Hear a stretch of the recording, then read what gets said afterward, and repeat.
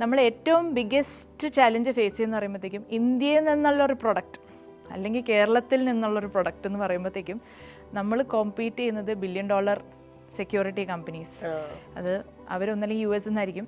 പിന്നെ ഇസ്രായേലാണ് ഇതിൻ്റെ cyber സെക്യൂരിറ്റിയിലെ brand ambassadors എന്നറിയപ്പെടുന്ന ആൾക്കാർ. അപ്പം അങ്ങനെയുള്ള ഈ ഓൾറെഡി വെൽ എസ്റ്റാബ്ലിഷ് പ്രൊഡക്ട്സ് ആയിട്ടാണ് നമ്മുടെ കോമ്പറ്റീഷൻ. അപ്പോൾ അവരെപ്പോഴും ഒരു Indian brand versus global brand compare ചെയ്യും.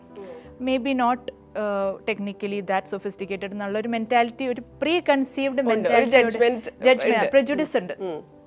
അവിടെയാണ് നമ്മൾ ആ കോമ്പറ്റീഷൻ ചാലഞ്ചസ് ഫേസ് ചെയ്യുന്നത്. അപ്പം പിന്നെ സെക്യൂരിറ്റി മേഖലയും കൂടെ ആകുമ്പോഴത്തേക്കും ട്രസ്റ്റ് ഫാക്ടർ ഭയങ്കര ഇമ്പോർട്ടൻറ്റ്.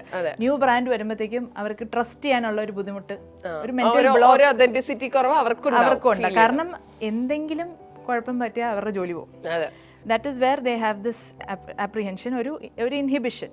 അപ്പോൾ ഇവിടെയാണ് നമ്മൾ ഓരോ സ്ഥലത്തും അപ്രോച്ച് ചെയ്ത് റിജക്ഷൻസും ഫെയിലിയേഴ്സും അങ്ങനെ അക്സെപ്റ്റൻസ് ഇഷ്യൂസ് ഒക്കെ ആയിട്ട് നമ്മൾ കുറേ നാളെടുത്തു ആ ഒരു അക്സെപ്റ്റൻസ്. പിന്നെ നമ്മൾ ആദ്യത്തെ ക്ലയൻറ്റ്, ചെറിയ ക്ലയൻറ്റ്സ്, പിന്നെ നമ്മൾ ഗവൺമെൻറ്റ്സിലായാലും നമ്മൾ ഫ്രീ ആയിട്ട് ഡിപ്ലോയ് ചെയ്ത് അവർ നമ്മുടെ പ്രൊഡക്റ്റ് എങ്ങനെയുണ്ടെന്ന് അസസ് ചെയ്യാനും അവിടെ നിന്ന് റെഫറൻസ് കിട്ടുന്നുള്ള രീതിയിൽ നമ്മൾ അങ്ങനെ കുറേ ഡിപ്ലോയ് ചെയ്തു. ഡിഫൻസിലൊക്കെ നമ്മൾ ചെയ്തായിരുന്നു, മെട്രോസ് ഡിഫൻസ് അങ്ങനെ. അത് കഴിഞ്ഞിട്ടാണ് നമുക്ക് 1-2 യൂസ് കേസുകളൊക്കെ കിട്ടുന്നത്.